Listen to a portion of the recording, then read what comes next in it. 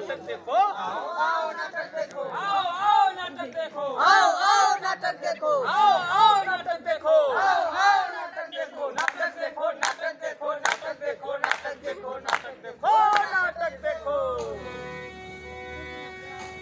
ढोल नगाड़ा बजे गाँव में, सुन लो भैया कान लगाए, गांधी बाबा कह गए पुरवैया, गांधी बाबा कह गए पुरवैया, गाँव में गाँव के सरकार, गांधी बाबा कह गए पुरवैया, गाँव के सरकार, गांधी बाबा कह गए पुरवैया, गाँव में गाँव के सरकार, गांधी बाबा कह गए पुरवैया।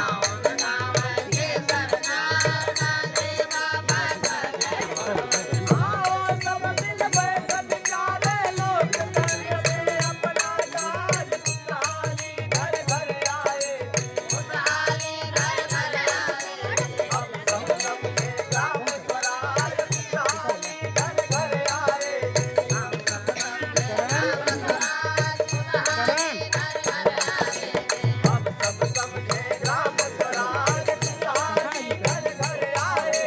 हम सब सबके ग्राम स्वराज, खुशहाली घर घर आए। आओगे हो अपनी सत्ता, मालूम हो अपना अधिकार, खुद अच्छे से देश चलेगा, सब अच्छे से देश चलेगा, सुदृढ़ होगी यह सरकार, सब अच्छे से देश चलेगा, सुदृढ़ होगी यह सरकार, सब अच्छे से देश चलेगा, सुदृढ़ होगी यह सरकार, सब अच्छे से देश चलेगा, सुदृढ़ होगी यह सरकार, सब अच्छे से गांधी बाबा कह गए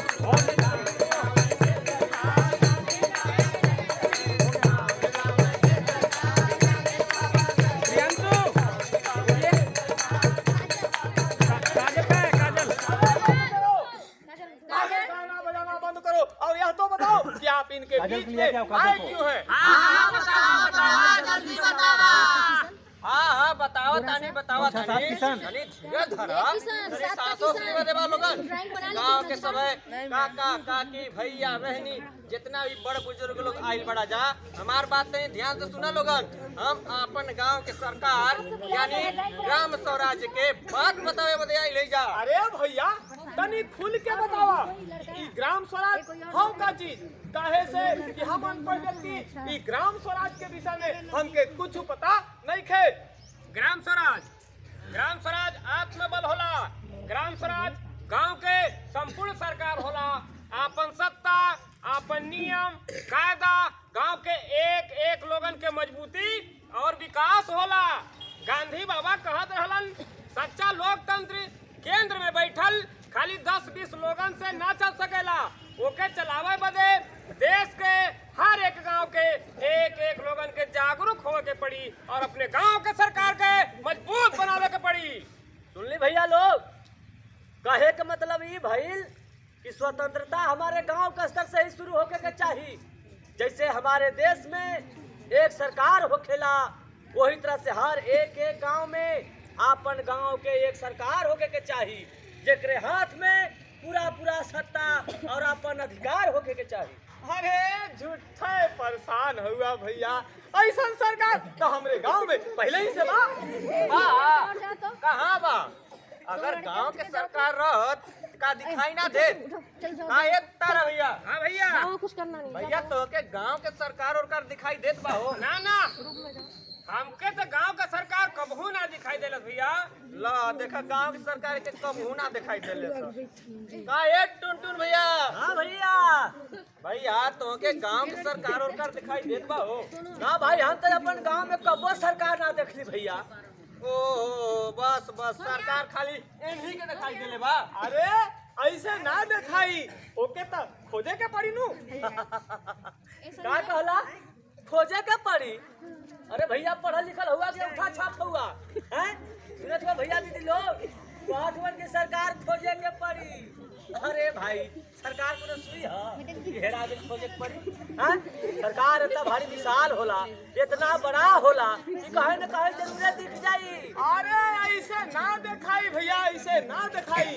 ओ कहता गांव के एक एक लोगन के मिल के खोजे के पड़ी। ना ना हम लोग नहीं खोज पाए।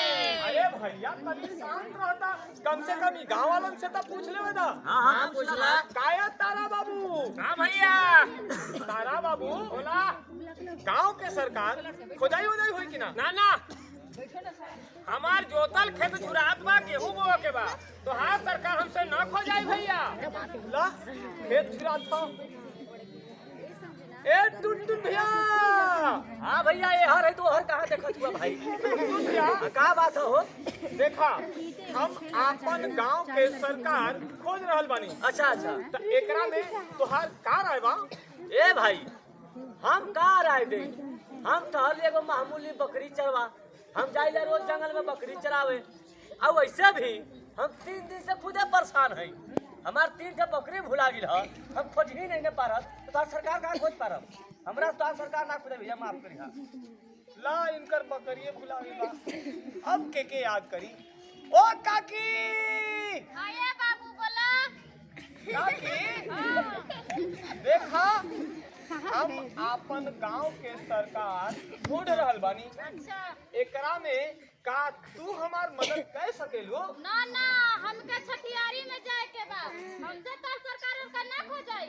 अरे मरमाई रे का है भैया तो बस एक ही बतिया पूछत हवा कौनो के कुछ चीज भुलाला तो थाने में पुलिस के लगे जाके एप्लीकेशन देवला ताकि पुलिस वाला ओकर सामान खोजे में सहारा कर देवलन। तो काहे ना भाई तोहार सरकार भुलाई ल तू जाके थाने में पुलिस के लगे एप्लीकेशन दे देता ताकि पुलिस वाला तोहार सरकार खोज के ला दी। अरे बा भैया भाई देखा काम चल गया सरकार इनकर अब खोज काहे ना खोजी भैया लौकुश भैया का एगो भैंस बुलाइल रहे तो खोज के देले रहलन हां। अरे तारा बाबू वो पुलिस वाला कहीं बाहर के आदमी का वो तोहरे गांव घर के विषय में तोहसे ज्यादा जान सकेला? ना ना हमसे ज्यादा कैसे जान सकला? हाँ सरकार के अगर केहू खोज सकेला तो वो अपन लोग होगा भैया। बहुत बढ़िया बात कहला भैया हमका समझ में आ गई। अब तोहार गांव के सरकार खोजे में जरूर मदद करब। गांव वालन के 2-4 लोगन के बुला ली। चलो भैया बुलाओ तो जल्दी से। ए विनोद हो हां भैया ए लौकुसुरा अंजू बहनी हो आया उते है। तनी हेने आवा भैया के गांव के सरकार खोजे में मदद करल जाओ भाई। चला भाई चलो भैया चलो खोजो सरकार खोजो अपने अधिकार जाति में खोजो नाला में खोजो चावल आवास में खोजो ढोला नहीं खरंजा खोजो बाबा जी के पास में खोजो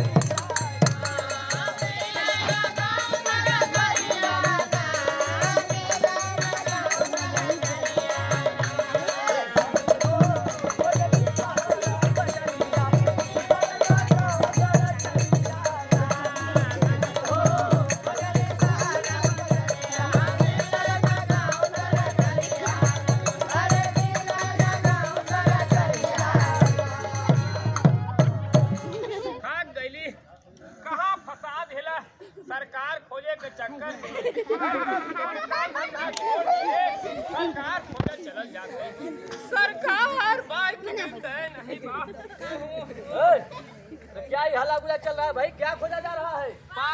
दरोगा जी नमस्ते नमस्ते। अरे प्रधान जी आपको इधर है का? जी दरोगा जी ये बताइए कि थाने में बताए बगैर 3 दिन से आपके गांव में क्या खोजा जा रहा है भाई? क्या हल्ला गुला है? क्या गुमा है? दरोगा जी हम लोग अपने गांव की सरकार खोज रहे हैं। देखिए प्रधान जी, कोई भी वस्तु गुमती है तो उसे खोजने के लिए पुलिस वालों का काम है। आप लोग खोज पाएंगे कहाँ? हैं? आप लोगों से तो गांव के छोटे मोटे झगड़े सुलझाए नहीं जाते, बात बात पर थाने पहुंच जाते हैं।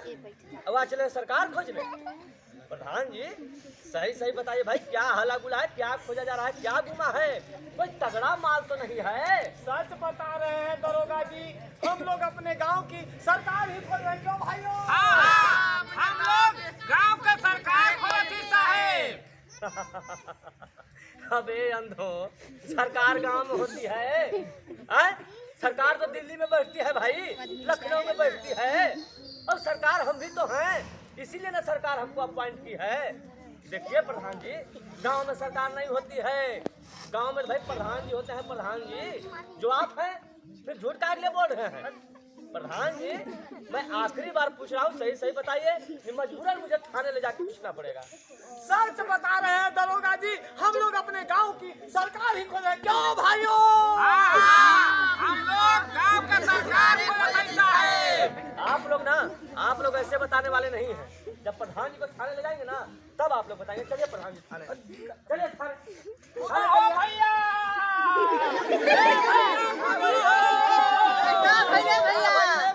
भैया प्रधान जी का दरोगा जी थाने पर ले आता खुदा हो।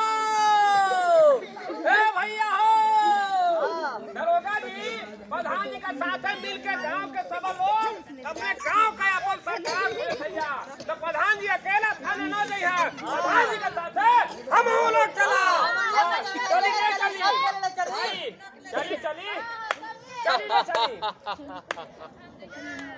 क्या हुआ दरोगा जी? नहीं ले जाइएगा? ले जाइए, इन सबको अपनी सरकार चाहिए। यदि आपके बस में हो तो इनकी सरकार दिला दीजिए। नहीं दरोगा जी नहीं, आपके बस की बात नहीं है। वैसे भी इनकी सरकार तो इनके अमीरियों गई बा। वो कैसे भाई? दरोगा जी जब आप प्रधान जी को थाने ले जा रहे थे तो ये सारे गांव वाले मिलके जो आपको रोकने का साहस किए, आंख से आंख मिला करके बात किए, यही तो इनकी सरकार है। अच्छा दरोगा जी, एक बात आप बहुत बढ़िया कहे कि गांव के तो छोटे मोटे झगड़े झंझट सुलझाए नहीं जाते, बात बात पर थाने पहुंच जाते हो। तो दरोगा जी हम लोग गांव के सभी छोटे मोटे झगड़े झंझट अब हम लोग आपसे में सुलझा ले। अब आपके कष्ट ना दे हम। अब आप अपने थाने की ओर पधारिए, हम कुछ गांव वालों से मिलकर जरूरी बात करेंगे। गांव वाले भैया बहनी लोगन आप लोग शांति बना के बैठे रहिए। आप लोग बैठी भैया लोगन। लवकुश बाबू का है भैया? देखो गांव वाले जुटल हुआ, इनके कुछ समझावा बतावत। सुना भाई लोगन, पहले हमारा गांव में अपन सरकार होखत रहे। एजा कितना राजा वाला अइलन और आके एजा पे चल गइलन। सब पंचायत हमारा गांव में तो होखत रहे।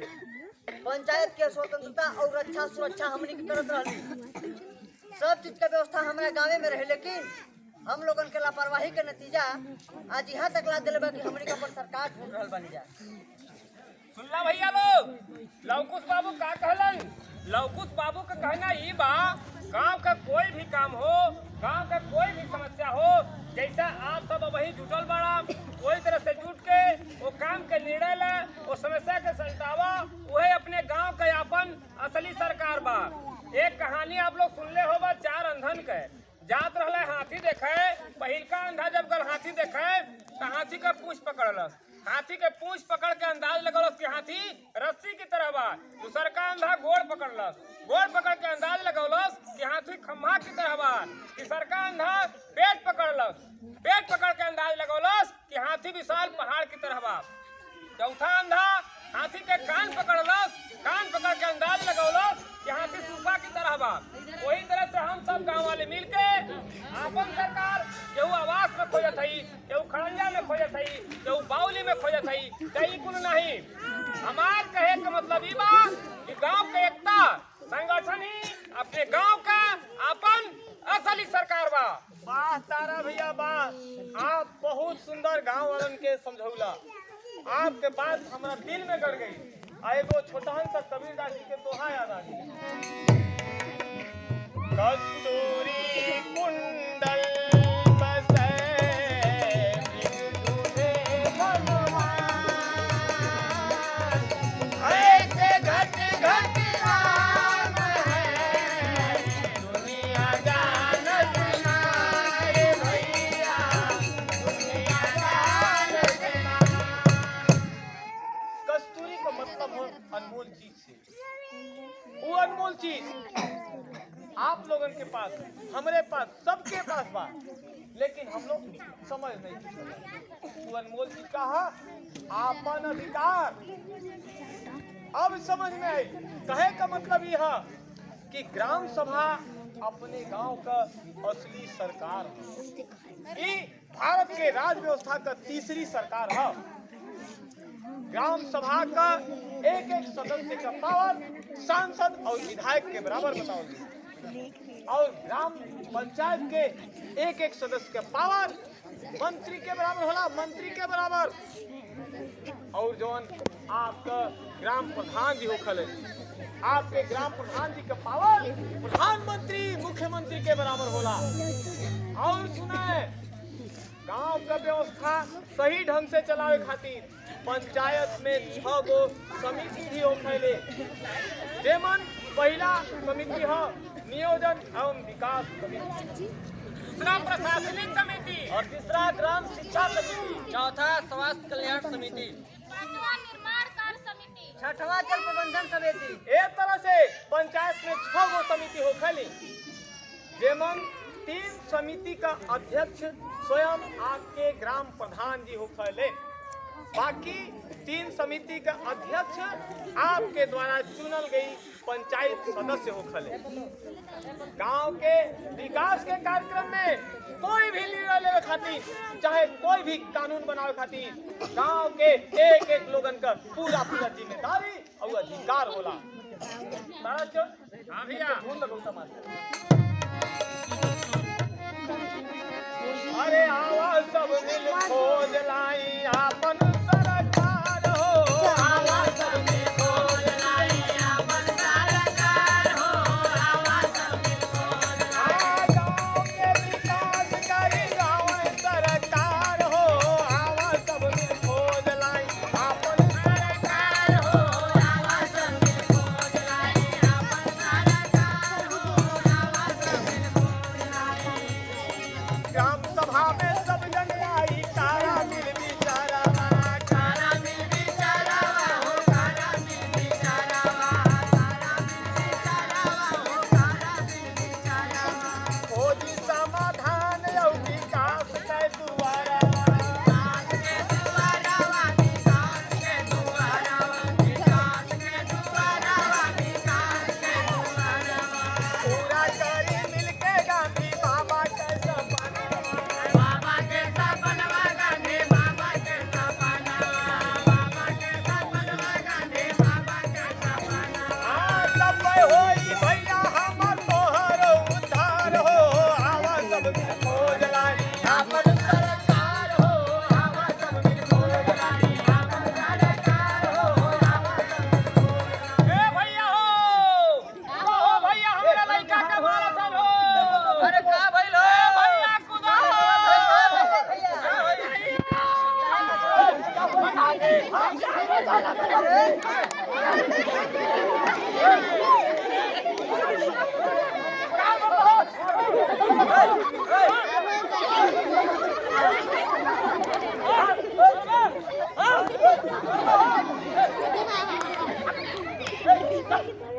क्या तमाशा है जी? प्रधान जी, विनोद भैया हमरा लइका का जो मार दे। काहे विनोद क्यों मार दिए? दूधी बाजार से महंगा महंगा बिया लान के बोवल हो, साग सब्जी भिंडी मकई सब रोज रोज खिया धारत था। दारू पी के घूमे गोरी बस सुना दावी चढ़ाई अपन एकदम मन है परेशान करके रखल है। कहाँ भागत हुए? प्रधान जी हमारा घर गैया छूटा है, पूरा गांव का गैया छूटा है।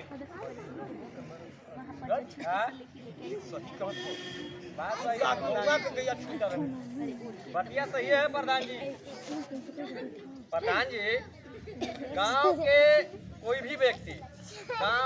भी व्यक्ति एक पौधा लगा करके भी उसका देखभाल सुरक्षा नहीं कर पा रहा है।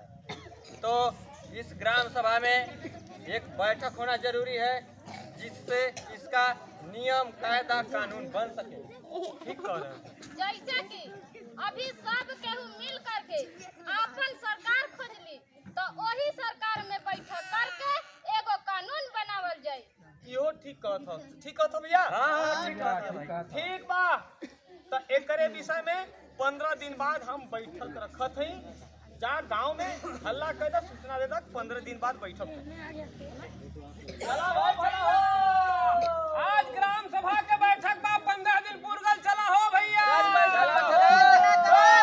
सूरज विरोध भैया, अंजू बहनी हो, चला चला भाई ग्राम सभा के बैठक में चल जाओ। आ गईला भैया। नमस्ते नमस्ते नमस्ते प्रधान जी। नमस्ते नमस्ते अस्सलाम वालेकुम प्रधान जी। नमस्ते खान साहब, बैठल जा बैठल जा। अच्छा भैया, ग्राम सभा शुरू कई जाओ। तो ठीक बा, आज का विषय रही गांव में छुट्टा पशु से फसल का नुकसानी। ठीक बा? अच्छा, आप लोग बताइए भैया इस समस्या का समाधान कैसे होई? देखिए प्रधान जी, हाँ इस समस्या के समाधान ये हुई, हाँ चाहे कौनो मौसम रहे, हाँ गर्मी के मौसम रहे, चाहे जाड़ा के, चाहे बरसात की, ज्यादा दिक्कत तो गर्मी में होला।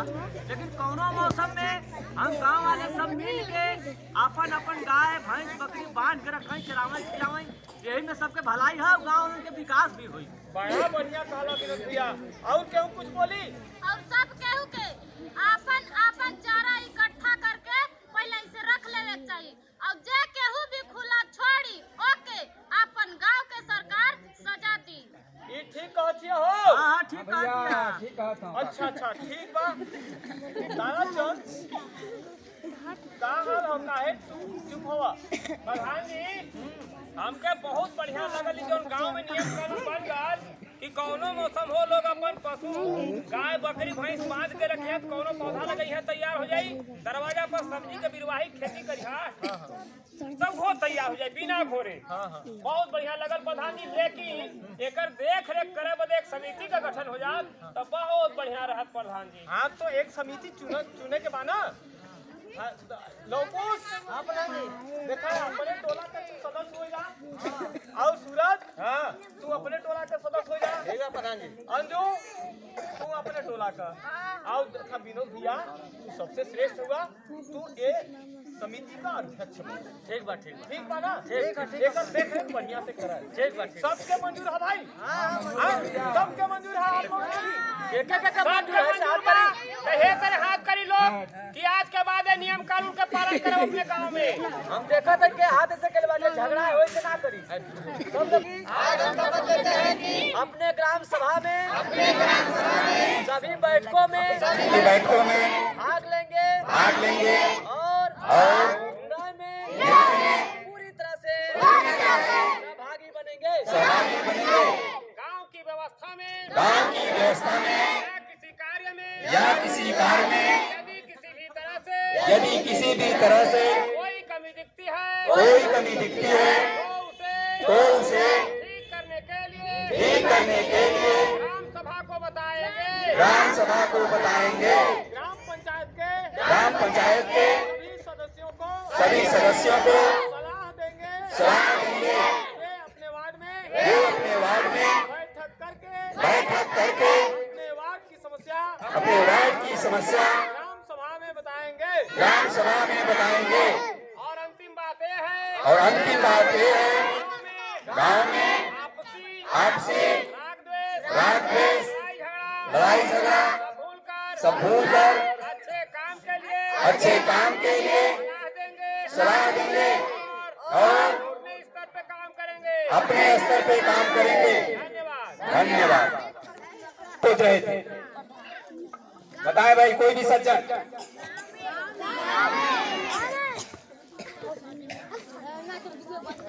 कहाँ खोज रहे थे?